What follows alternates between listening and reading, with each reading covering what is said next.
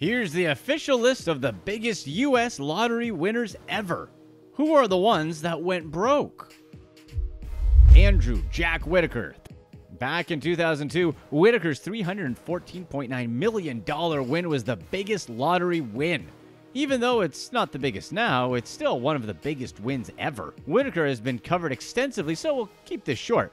Whitaker won after having already been a millionaire, so you would think that he knew how to take care of money. He took his winnings as a one-time payout of roughly $113 million after taxes. Whitaker famously got robbed a couple times simply because he had large amounts of cash on him. Then there were the strange things that happened to him and his family throughout the years. Even in 2020, he could not escape the problems. His house burnt down in a strange accident. Sadly, Whitaker passed in 2020 at the age of 72. He wasn't broke, but he left a legacy of being one of the unluckiest lottery winners ever. Hey, do us a quick favor and click that like button.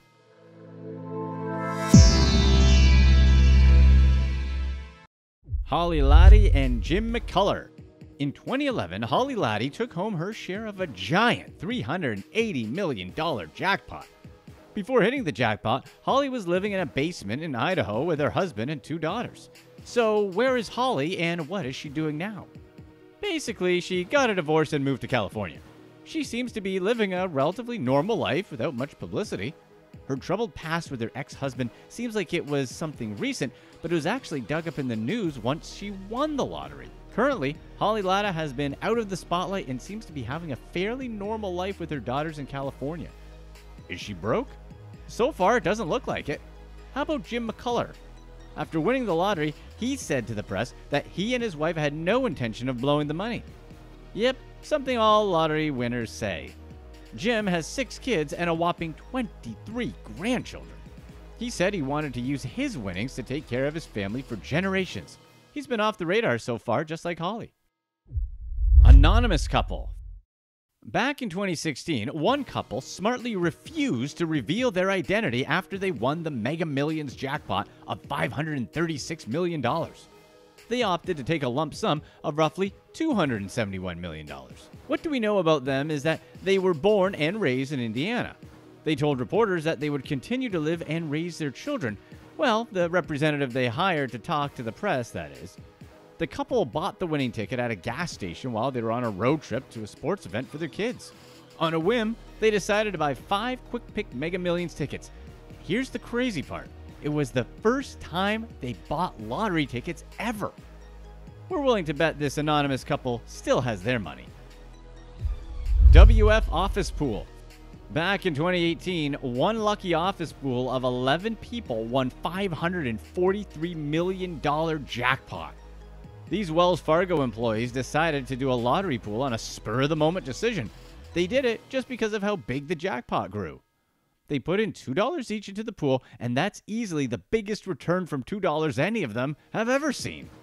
So how easy is it to split a big jackpot like this among a large group? Jason Kurland of Long Island, New York, markets himself as the lottery lawyer.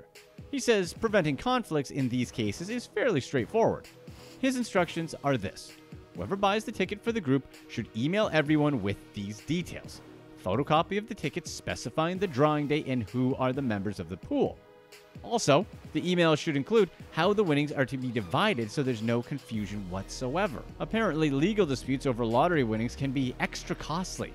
Why? Because the eventual winners lose out on interest they could have earned by getting the money as soon as they can. Has anyone from this group gone broke? So far, no one just yet. Gloria and Scott McKenzie. Gloria McKenzie was 84 when she won a huge Powerball jackpot worth $590 million. So what'd she do afterwards? She sued her son. Why?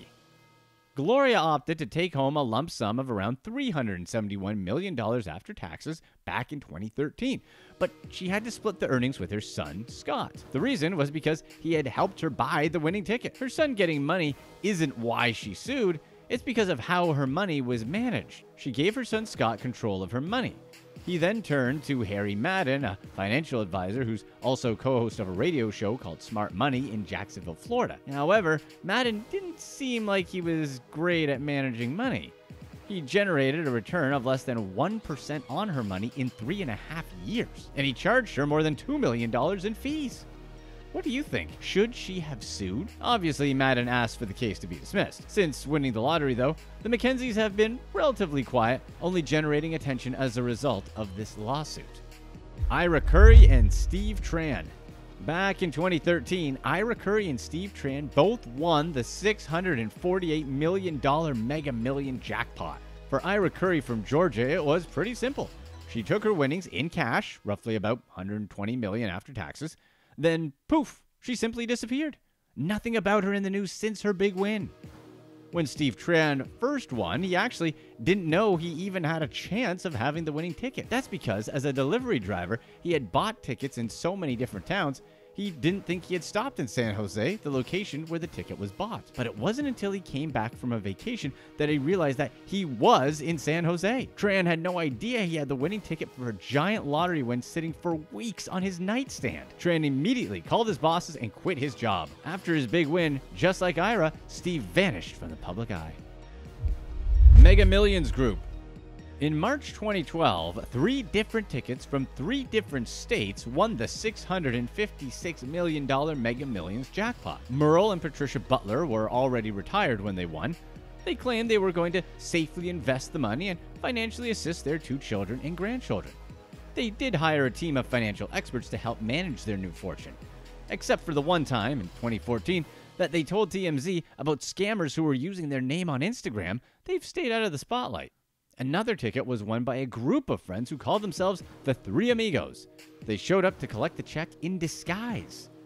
All 3 of them worked in public education in Maryland, and of course, since they showed up covered in head to toe, they haven't exactly done any follow-ups on what they've been up to. The same goes for the 3rd winner of this giant jackpot. He or she was smart enough to stay anonymous. Lurin West and Robert Bailey. Lurin West and Robert Bailey won their share of this Powerball jackpot worth a little under $700 million. As soon as West won, she quit her job and hired a wealth manager. She went on as a guest on Ellen to talk about her win, as well as setting up a charity. The crazy thing is, she almost lost her ticket. She was moving to a new place when she bought the ticket, and she thought she had put it in her purse. Instead, ended up on the floor of her sister's car, where the ticket could have easily been lost. Other than the usual scams people pull for lottery winners, West hasn't been in the news yet and most likely isn't broke. Like West, Robert Bailey hired a financial advisor and also a lawyer to help guide him with everything. He had played the same lotto number for 25 years and finally hit it in 2018. The odds of winning the Powerball jackpot, according to the lottery, were 1 in 292,201,338. But what are the odds when a person plays the same number in a lottery thousands of times over 25 years? Aaron Tenenbein, a statistics professor at New York University's business school, estimated Mr. Bailey's odds would have been 1 out of 115,385. You may think it's because he played the same number. No, it's just the simple fact of playing for 25 years. Playing the same numbers has nothing to do with it. It's still pure chance any set of numbers hit. So far, it looks like everything is good for Bailey. No news of him going broke. Mavis Wanchik. The first thing Mavis Wanchik did after winning the Powerball lottery back in August of 2017 was quit her job. She chose to take a lump sum payment of $480 million, or $336 million after taxes. The weirdest thing that's happened to her was people going door to door asking where she lived ever since she went public with her winnings. This prompted her local police department to send some officers to her house to make sure she was safe. This is a big reason why to stay anonymous if you can. But other than the usual Instagram scams we covered earlier, Wanchik hasn't been in the news for anything else. Manuel Franco. Manuel Franco hit the huge $768.4 million Powerball jackpot just recently in March of 2019. Franco took the lump sum of roughly $326 million after taxes. He planned to live his life as normal as possible and of course promised to not go bankrupt. Here's a fun fact. Wisconsin is one of the states where lottery winners have to reveal their identity, so Manuel didn't have a choice to hide.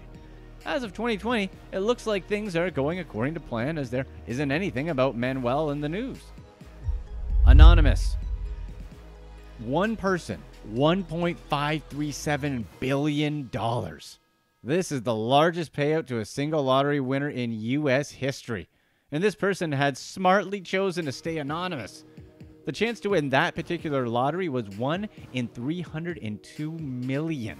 The only thing we know is that this person was from South Carolina, and he or she hired Jason Kurland, the same lottery lawyer we mentioned earlier. What does the lottery lawyer think is the biggest challenge for lottery winners?